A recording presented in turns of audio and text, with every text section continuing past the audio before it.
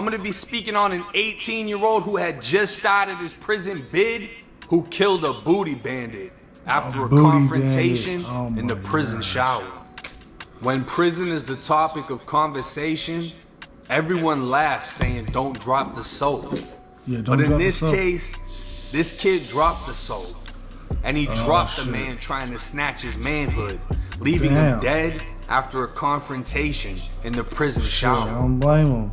3 days after Christmas in 2015, Daniel up the Grove got into an argument after his 19-year-old brother accused him of stealing a watch.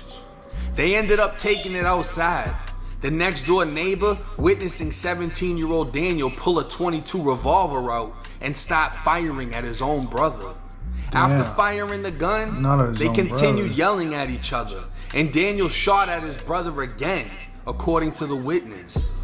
When police arrived, the brother admitted they were arguing and a gun was fired, but wouldn't get into detail. Daniel admitted he fired the gun, saying that he shot at the ground, and he was charged with second-degree attempted murder, somehow beating the charge down to an assault, getting probation, then getting the charge dismissed and giving a juvenile gun case. Dang, that's crazy. In 2016, that's a lot he'd be sent to Florida State Prison for the next 3 years on a burglary and grand theft charge, with an additional battery charge he caught inside of the Polk County Jail. He got Daniel lucky, and another inmate beat the shit out of somebody, knocking out his front tooth. After the inmate was transferred to the Lakeland Regional Medical Center, staff there discovered his jaw was broken in 2 places. No cameras or jail staff actually saw the incident go down, but the victim and inmate witnesses told on Daniel.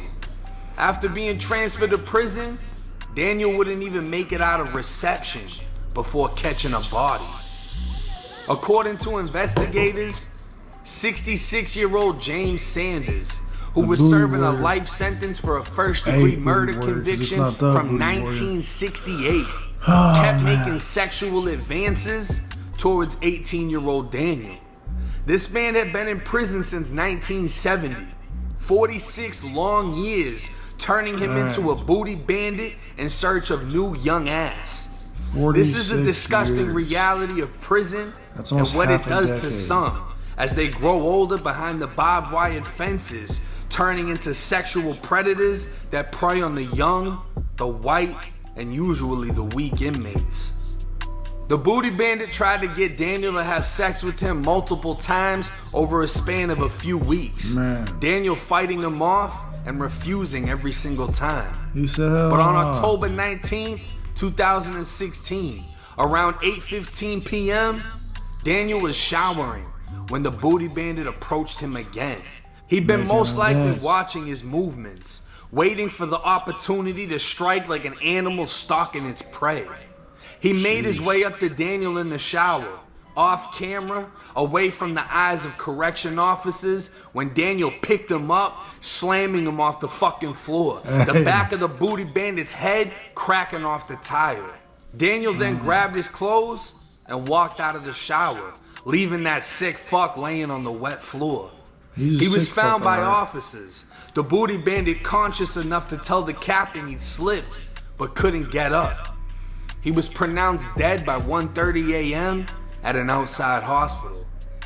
An FDLE special agent investigated the case, reviewing multiple statements given by inmate witnesses that James had sexually harassed, confronted, and stalked Daniel in an attempt to coerce or force him to have sex for several weeks prior to the incident.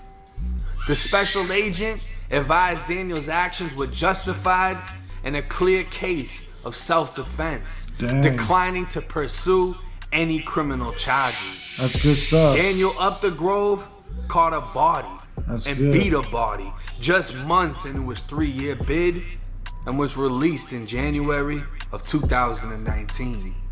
Now, after researching this video, I'm not gonna lie, that's all I was happy to. for 2 different reasons. I was happy that